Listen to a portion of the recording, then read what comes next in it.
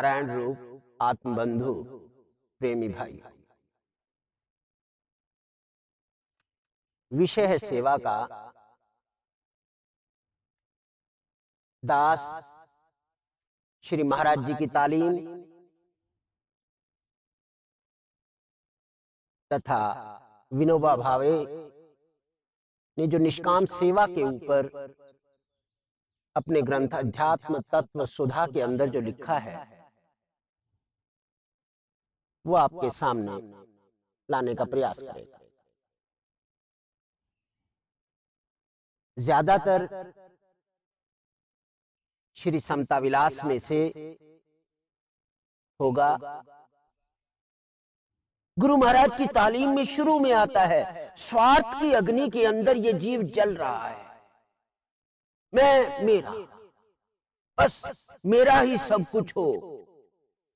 और परिणाम के रूप में देखिए क्या सामने आ रहा है, मोह की अग्नि में जल रहा है। श्री महाराज जी तो यहां तक फरमाया करते थे, आवी दिया खोतिया कच्चियां इट्टां ले आना ते पक्कियां ले जावना, इट्टां नहीं मुकणियां ते तू नहीं छुटना।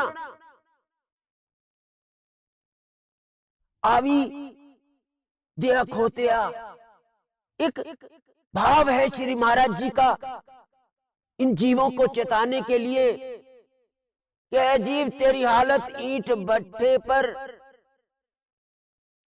कार्यरत उन गधों जैसी है जो पक्की ईंटें उतारता है और सोचता है कि अब मैं फ्री हो गया, लेकिन तभी उसके ऊपर कच्ची ईंटों का भार लाद दिया जाता है। सारा जीवन वो भार से लदा रहता है और कभी मुक्त नहीं हुआ पाता, कभी मुक्त नहीं होता। आप रिटायर हो गए, आप कुछ कर लिया, आप बड़ी बड़ी ये है वो है, क्या आप मुक्त हो गए? प्रश्न विचारिए। सब कुछ है आपके पास, लेकिन ये बिंदु पर गहरा विचार कीजिए, क्या आप मुक्त हुए? पहले स्कूल के बाहर पुत्र का बस्ता लिए हुए तू खड़ा था, अब पौत्र का बस्ता लिए हुए खड़ा है। और से देख, उसी अग्नि के अंदर उसी तरह से जीवन यूं का यूं गुजरता जा रहा है। सिर्फ वहां पर पुत्र था, अब पौत्र है, बस्ता तू वैसे ही लिए खड़ा है, वैसे ही उसी तरह से जलता हुआ इस दुनिया से विदा हो रहा है। क्या इलाज है इसका? क्या इलाज है इसका? मोहम्मद साहब फरमाया करते थे, खुदा की इबादत और खलकत की सेवा। गौर फरमाइए, ये दो ही तरीके हैं जिनसे जीव कुछ ठंडक पा सकता है। अभी आपके सामने आएगा गर्ज की सेवा, फर्ज की सेवा, आगे बात को बढ़ाएंगे। जैसे जैसे जीव स्वार्थ की अग्नि से परे होता चला जाता है, परमार्थ में जाने लगता है, उसके चित्त को ठंडक मिलने लगती है। खुदा की इबादत और खलकत की सेवा, ये दो सूत्र हैं। ये खलकत खुदा का कुनबा है। जो खलकत की सेवा करता है वो खुदा के करीब है। एक साफ सी बात है, ये जितना भी है ये सारा ईश्वर का ही तो कुनबा है। जो इस खलकत की सेवा करता है वो खुदा के करीब है। गुरु महाराज क्या फरमाते हैं, बिल्कुल उसके पैरेलल बात को ले रहा हूं। महाराज जी फरमाया करते, जो लोग हमारे लिए है, बुद्धि से विचारना, जो लोग अपने परिवार की, घर की, खानदान की, पुत्रों की, इनकी सेवा के अंदर हमेशा रागिब रहते हैं, ऐसा देखने में आया है, ऐसा निष्कर्ष निकलता है कि उनकी औलाद ही उनके एहसान फरामोश कर देती है। उनकी औलाद ही उनको परे कर देती है, एक डस्टबिन में फेंक देती है उनको। कृतज्ञ निकलती है वो, जब तक तू काम का है तब तक तेरा महत्व है, जब तू काम का नहीं है तू एक फटे हुए कागज की तरह से तू डस्टबिन के अंदर चला जाएगा। जब जीव ये विचारने लगता है तो उसको समझ आने लगती है कि कोई चीज और है जरूर जिससे चित्त को ठंडक मिलेगी। फिर वो इस मार्ग की तरफ आने लगता है। महाराज जी से प्रश्न किया गया, सेवा का क्या अर्थ है? उन्होंने यही फरमाया, यही आप देखिए, दुनिया की हर वस्तु सेवा कर रही है। देखिए ईश्वर के नियम जो थे यूं के यूं, जिसने भी पालन किया है उन नियमों का,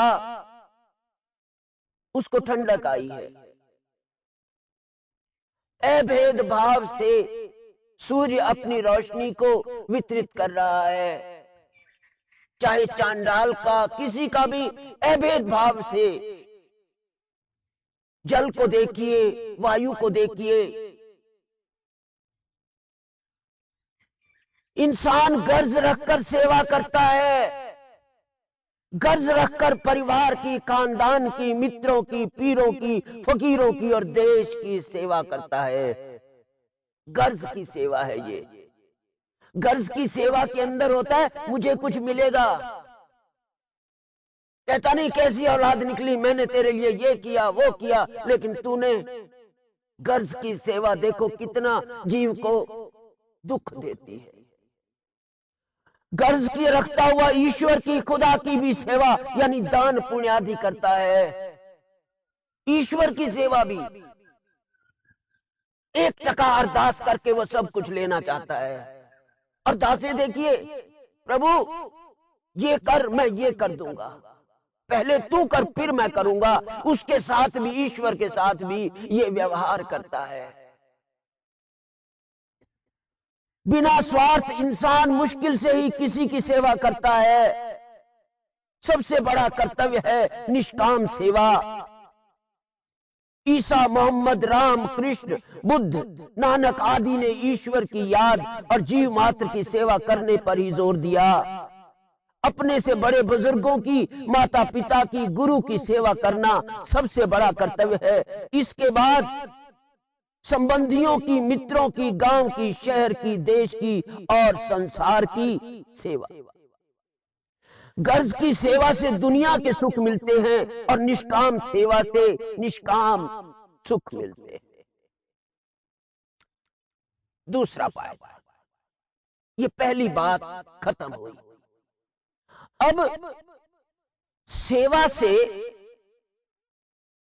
हमें क्या मिलेगा, क्या प्राप्ति होगी उसकी? पहला, विकारों से छुटकारा होगा। जो जीव विषय विकारों के अंदर अपना पूरे का पूरा जीवन खोए जा रहा है। संसार का ताल्लुक इस पिंजरे से है। पिंजरे के संसार को छोड़ने से ही संसार को छोड़ा जा सकता है। गौर से देखिए, देह और संसार के अंदर कोई भेद नहीं है। देह और संसार के अंदर कोई भेद नहीं है। अगर संसार पर काबू पाना है तो इस देह पर काबू पाना पड़ेगा। बुनियाद यहां से बैठेगी। इस देह पर काबू पाना होगा अगर संसार पर काबू पाना चाहता है तो। और उसी के लिए ये सत नियम है। मोह माया के अंधकार से बचने के लिए ये सेवा रूपी दीपक सकारत होगा। इस अंधकार से बचने के लिए परमार्थ के अंदर जब चलेगा तभी चित्त को ठंडक मिलेगी, तभी लोभ वृत्ति कम होगी, तभी इन विषय विकारों से जीव छुटकारा पाने लगेगा। जितना निष्काम सेवा के अंदर जाएगा उतना ही चित्त को ठंडक मिलेगी। गर्ज की सेवा से हमेशा दुख मिलना है, लेकिन जो फर्ज की सेवा है उससे उसे शांति मिलेगी। अब बार बार शब्द आ रहा है निष्काम सेवा, निष्काम सेवा। ये निष्काम सेवा है क्या? उसके ऊपर एक बिल्कुल समझ आने वाला दृष्टांत आपके सामने रख रहा हूं। शबरी को उसके गुरु ने कहा कि इसी जन्म में भगवान राम के तुझे दर्शन होंगे, भगवान राम तेरे झोपड़े में आएंगे। शबरी इस यकीन पर बैठ गई। यकीन ही परमेश्वर है। एक एक शब्द को पकड़िए, बहुत गहराई के होते हैं। यकीन ही परमेश्वर है। तेरे में तड़प कितनी है, तेरे में व्याकुलता कितनी है, वो महत्वपूर्ण है। ईश्वर को पाने के लिए एक जिद की जरूरत है, एक व्याकुलता की जरूरत है, एक चीत्कार की जरूरत है, एक बेचैनी की जरूरत है, एक तड़प की जरूरत है। अब गौर करना, ईश्वर को पाने के लिए मूल्य चुकाना पड़ता है। बात को सुनना, योग और भोग दोनों साथ नहीं चल सकते।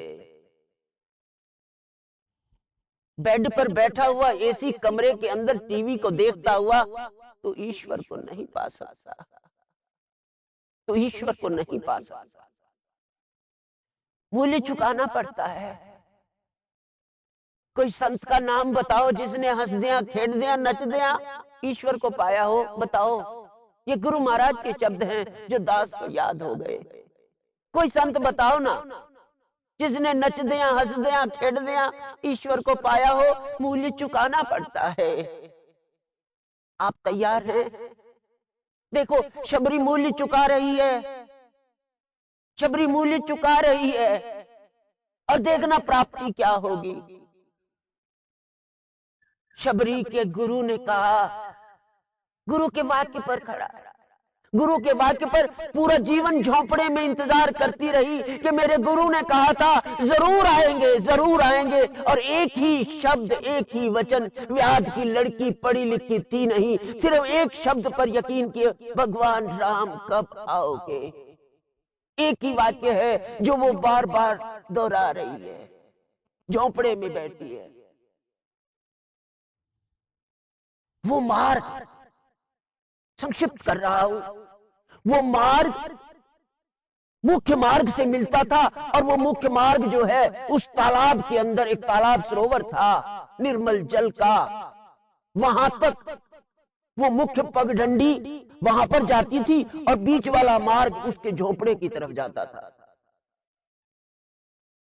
शबरी इसी इंतजार में पूरी जवानी, आंखें कोटरों में चली गई, आंखों से दिखना बंद हो गया, लेकिन बैठी इसी इंतजार में है कि मेरे सदगुरु ने जो मुझे कहा था वो सत्य होगा, वो अकाट्य है। उसी जो मुख्य मार्ग था, उसी से मतंग ऋषि के कुछ शिष्य सरोवर पर प्रातः नहाने जाते थे, और नहा करके वो आश्रम दूरी पर जहां मार्ग खत्म होता था वहां पर वो उनका आश्रम था, मतंग ऋषि का। शबरी उस मार्ग को प्रतिदिन साफ करती थी, कांटों से विहीन कर देती थी। प्रातः ब्रह्म मुहूर्त में उठकर वो सारे के सारे मार्ग को साफ कर देती थी, इस यकीन पे कि कहीं भगवान राम आए तो उनके पैरों को कांटा न लगे। यकीन है, क्या पता कब आ जाए, उनके पैरों को कांटा न लगे। उस मार्ग को और मुख्य मार्ग के उसको अंत तक वो साफ कर देती थी। एक दिन मतंग ऋषि के जो शिष्य नहाकर आते जाते उन्होंने देखा कि पता नहीं कौन है जो सुबह सुबह इस रास्ते को साफ कर जाता है। रोज देखते हैं ये बिल्कुल कुछ अलग सा ही साफ दिखाई देता है। एक दिन उन्होंने अपनी शंका अपने गुरुदेव के सामने रखी। मतंग ऋषि बीच में बैठे हैं और शिष्य चारों तरफ खड़े हैं, और शिष्य कहते हैं, महर्षि ये हमारी शंका है कि जिस मार्ग से हम जाते हैं आते हैं, पता नहीं कौन है जो इस मार्ग को साफ कर जाता है। कौन पता नहीं वो सेवा कर जाता है। मतंग ऋषि भौचक्का रह गया और भौचक्का रहकर के हाथ ऊपर उठाकर कहता है, जब सेवा दिखाई दे लेकिन सेवा करने वाला दिखाई ना दे तो सेवा करने वाला या तो महात्मा है या फिर परमात्मा है। जब सेवा दिखाई दे लेकिन सेवा करने वाला दिखाई ना दे तो सेवा करने वाला या तो महात्मा है या परमात्मा है। वो परमात्मा है। देख, हवा की सेवा हो रही है ना, वो कहां दिखाई दे रहा है? पृथ्वी को देखिए, वो अपने नियम पर अन्न को उगा रही है। हमारे जीवन यापन के लिए वो पूरा अन्न दे रही है। इस तरह से जब सेवा करता है, सेवा दिखाई दे, सेवा करने वाला दिखाई ना दे। हम जरा सा देकर के नाम लिखवाते हैं, पीछे कोई ना कोई मकसद होता है। जो सेवा के मार्ग पर चलते हैं वो तन मन धन का त्याग करते, परवाह नहीं करते। दृष्टांतों से भरे पड़े हैं। राजा शिवी ने किस तरह से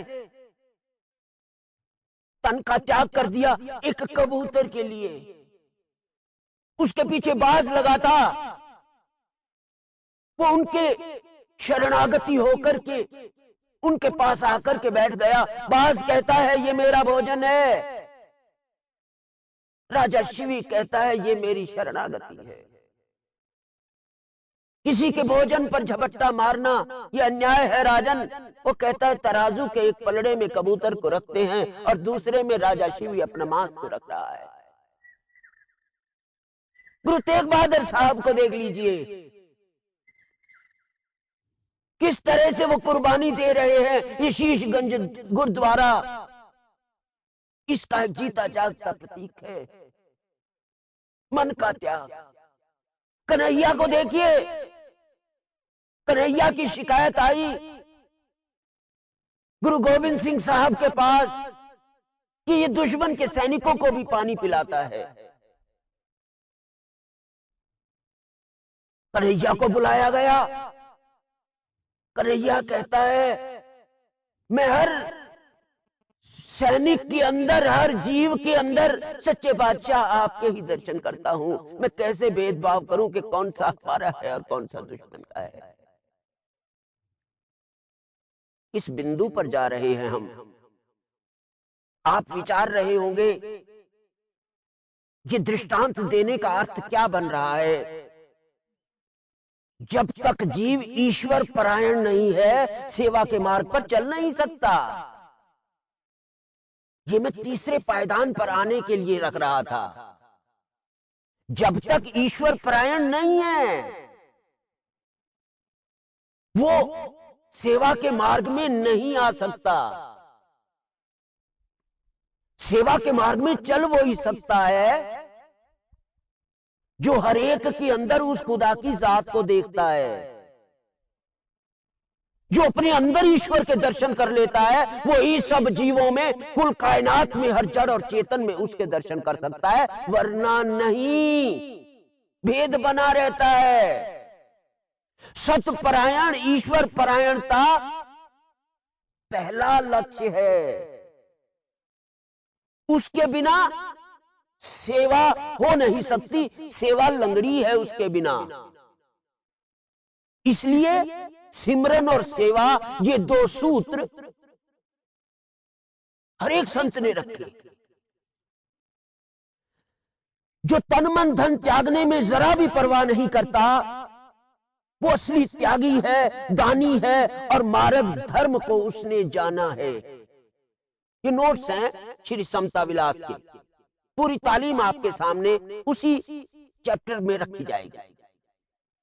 वही निर्मल धर्म को जानता है जो तन मन और धन त्यागने में जरा भी परवाह नहीं करता। उसका स्वभाव बन जाता है। दूसरे की सेवा से अपना पाप नाश हो जाता है। 7 बिंदुओं के ऊपर मैं खड़ा करूंगा अब इस चैप्टर को। दूसरे की सेवा करने से पाप नाश हो जाता है।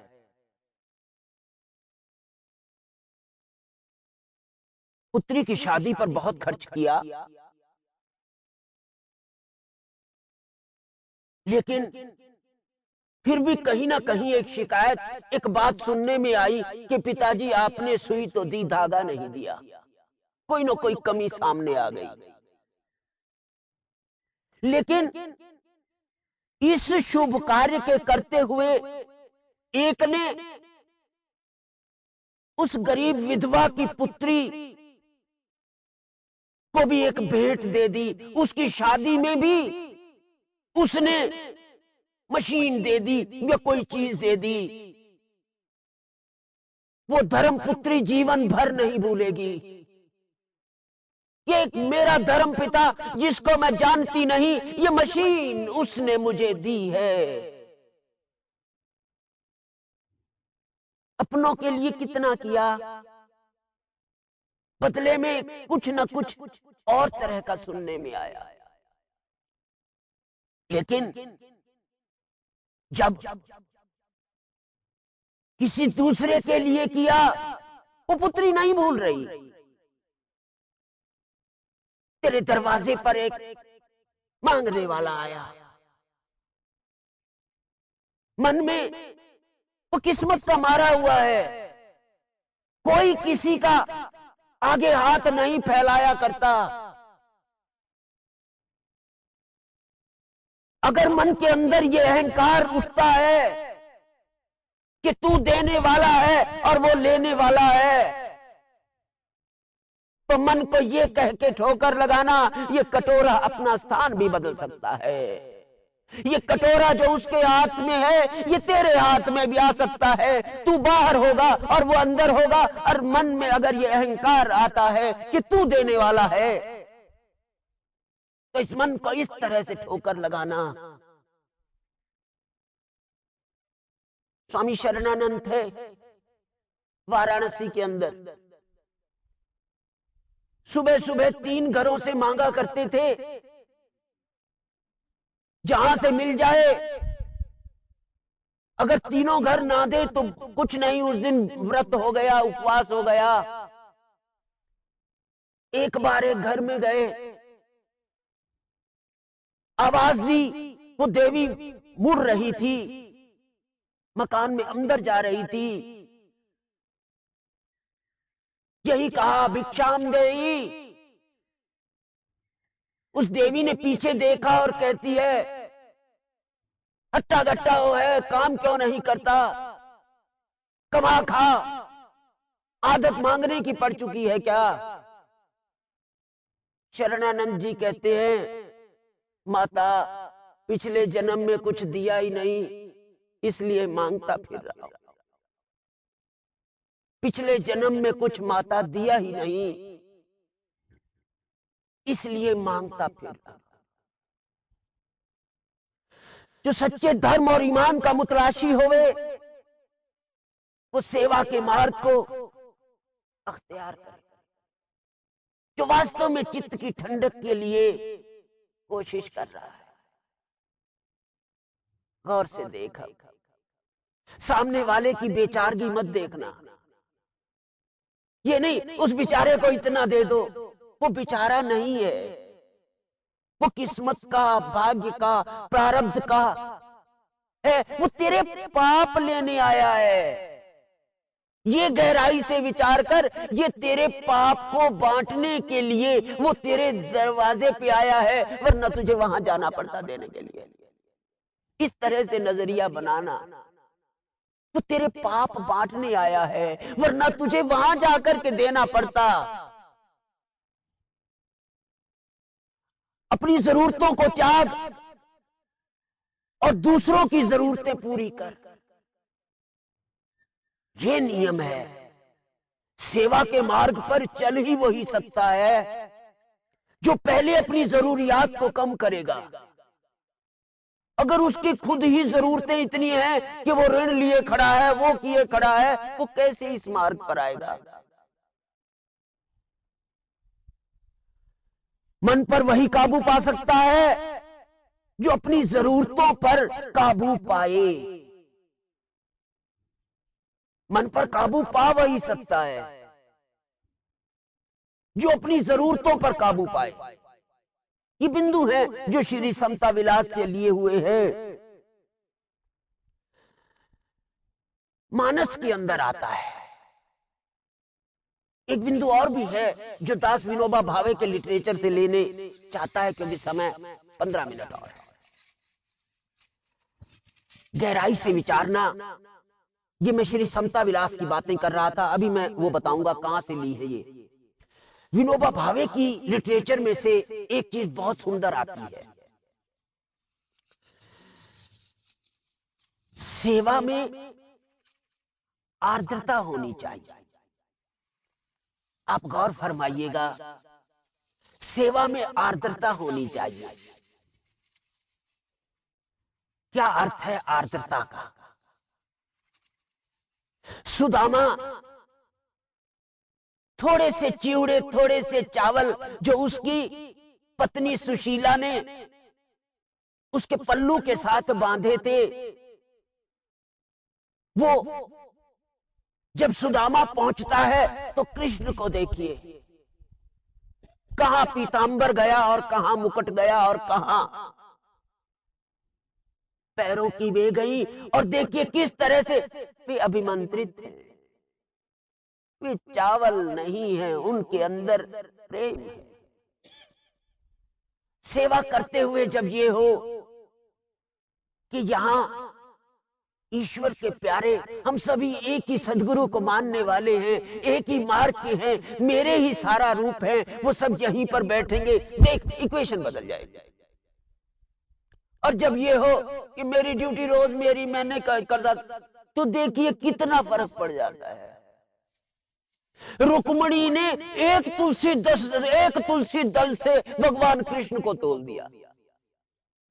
रुक्मणी ने एक तुलसी दल से, एक तुलसी के पत्ते से भगवान कृष्ण को तोल दिया, और सारे के सारे गहने भी भगवान कृष्ण को नहीं तोल पाए। मानस में एक स्थान पर आता है, हनुमान की सेवा का वर्णन तो मैं कर सकता हूं, लेकिन भरत की भक्ति का वर्णन तो ब्रह्मा विष्णु महेश भी नहीं कर सकते। वो तो सेवा दिखाई दे रही है, हनुमान की सेवा तो दिखाई दे रही है, लेकिन भरत की कैसे करेगा? गौर से देखिए, हनुमान की सेवा का वर्णन संत तुलसीदास जी फरमा रहे हैं, हनुमान की सेवा का तो मैं वर्णन कर सकता हूं, लेकिन भरत की भक्ति का वर्णन कौन करे? गौर से देखिए, ये है बात। जब जीव इस तरह से विचारता है तो बात बनने लगती है। जितना जितना वो निष्कामता की तरफ चला जाता है, सेवा की पता ही ना लगा। भक्त राम में चाम को नहीं देखता, हर चाम के अंदर वो राम को देखता है। ये सेवा की बुनियाद है। जब तक प्रेम रस में भीगता नहीं, जब तक प्रेम रस में भीगता नहीं, इस मार्ग पर चल नहीं सकता। प्रेम रस में भीगता नहीं। देखिए, वो बूंदी रखी होती है हलवाई की दुकान पर, जहां पर वो प्रसाद बन गई, वो अभिमंत्रित हो गई, अभिमंत्रित हो गई। उसमें अब वो बूंदी नहीं, भाई बूंदी बांट दो, नहीं, प्रसाद बांट। ये 5 बार महामंत्र हुआ, वो भोजन प्रसाद बन गया। अब बिंदु ये है, ये वास्तव में ये है प्रेम रस से भिगो करके देना। मजदूरी में और दक्षिणा में फर्क होता है। जब तक प्रेम रस से भीगता नहीं, तब तक नहीं होता, सेवा नहीं हो सकती।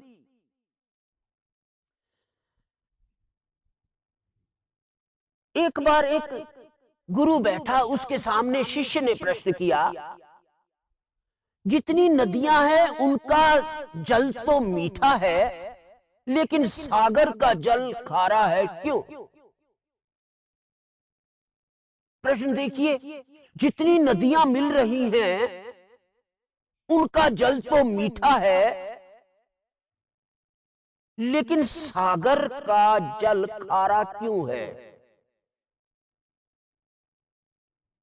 गुरु जवाब देता है, ये सागर देता लेता लेता है, देता कुछ नहीं।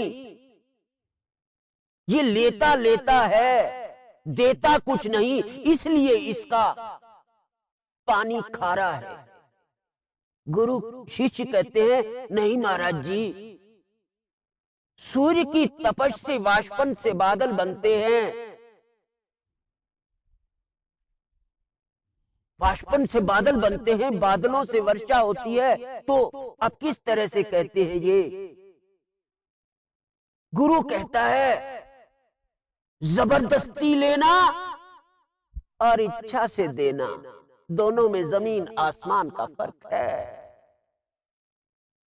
सूर्य की तपश जबरदस्ती उससे खींचती है, अपनी मर्जी से देना, और ना कहीं नाम ना कहीं कुछ, उसमें और बात होती है। लेकिन जो इस तरह से है, दान करते वक्त इस प्रकार की कामना मन में रखनी चाहिए कि ईश्वर तेरी आज्ञा पूर्ण हुई। क्या चीज है ये? गुरु महाराज की तालीम से आया है। दान देते वक्त ये दृढ़ हो कि हे ईश्वर तेरी आज्ञा पूर्ण हो, तब जाकर के बात बनने लगती है। जिस वक्त अति परहित और परम सुख में लीन हो जाएगा, उस वक्त निष्कर्म स्वरूप परम शक्ति को प्राप्त होगा, जो असली धर्म है। जब इतने परहित के अंदर ये जीव चला जाएगा कि उसके अलावा उससे और कोई, उसका स्वभाव बन गया, अब वो तन मन धन पूर्ण रूपेण समर्पित है, तब वो उस परम शक्ति को पा जाता है। श्री महाराज जी की तालीम में आता है कि दान, पहले दर्जे का दान कौन सा है? कि ये जीव बड़ा तेज दिमाग है। दान देते समय इसके को पहले ये होता है, पता नहीं ये इसका क्या करेगा, इसका शराब या कुछ ऐसा दुरुपयोग तो नहीं करेगा। संगत समतावाद की तालीम हर चीज पर साफ है, कहीं कोई संशय नहीं। किसी भी आश्रम के अंदर आप कहीं शिलापट्टी नहीं देख पाएंगे, उसने इतना दिया, उसने इतना दिया, बस जिसने दिया। हालांकि हर ईंट पर मोहर लगी हुई है। लेकिन यहां पर कोई दिखावा नहीं, कोई आडंबर नहीं, कहीं कुछ नहीं। जो विद्या के प्रचार में धन दिया जाए वो पहले दर्जे का दान है। कोई गरीब बच्चा है, पास में फीस नहीं दे सकता, पढ़ाई नहीं कर पाता, उसके लिए दे, वो पहले दर्जे का दान है। रोग निवृत्ति के लिए, देश धर्म की जागृति के लिए, श्रेष्ठ आचार साधु और विद्वानों के लिए, गरीबों और यतीमों की उन्नति के लिए, सत्संग के लिए, अन्न और वस्त्र के लिए। देखना श्री समता विलास को पढ़ के देखे, एक एक चीज वहां पर है। हर चीज बिंदु से हिसाब से आपके सामने आई। जो इन चीजों में खर्च करता है ये पहले दर्जे का दान है। सबसे निचले दर्जे का कौन सा है? गर्ज के मद्देनजर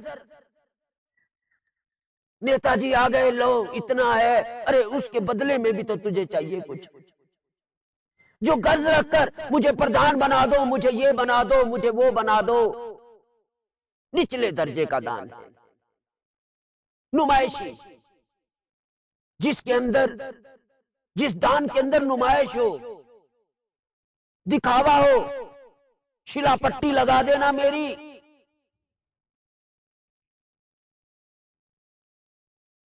एक अंध विद्यालय में एक बार मुझे जाना हुआ, एक संगीत का प्रोग्राम था, वहां भी एक शिलापट्टी लगी हुई। मैंने प्रिंसिपल से कहा, अरे ये अंध विद्यालय है, यहां पर इसको पढ़ेगा कौन? वो कहने लगा, आप पढ़ तो रहे हो। एक अंध विद्यालय के अंदर भी उसने अपने कर्तापन अहंकार की मोहर लगा दी, जबकि सेवा का अर्थ क्या है? बात को खत्म करता हूं।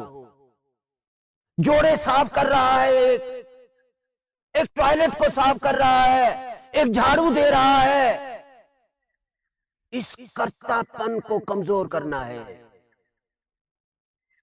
आप गौर से इस बात पर विचार कर लेना, ये जड़ है जहां पर मैं अंत में कुल्हाड़ा मारना चाहता था। सेवा उस कर्तापन अहंकार की जड़ पर कुठाराघात करती है।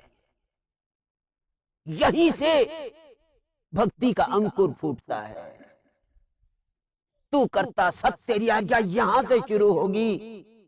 महाराज जी एक पत्र में क्या फरमा रहे हैं? दुनिया में परहित और परोपकार ही जीवन है, सो तुम तमाम प्रेमी सच्चे दिल से जगत सेवक बनने की कोशिश करते रहो। गुरु का आशीर्वाद, गौर से सुनना, गुरु का आशीर्वाद तभी प्रफुल्लित होगा जब उनका वचन तन मन करके पालन करें। तुम्हारे जैसे पुत्र देश सेवा का भाव रखने वाले और हरेक के साथ सच्ची प्रीति रखने वाले हो। कितना महाराज जी परहित के ऊपर जोर देते हैं। अंत में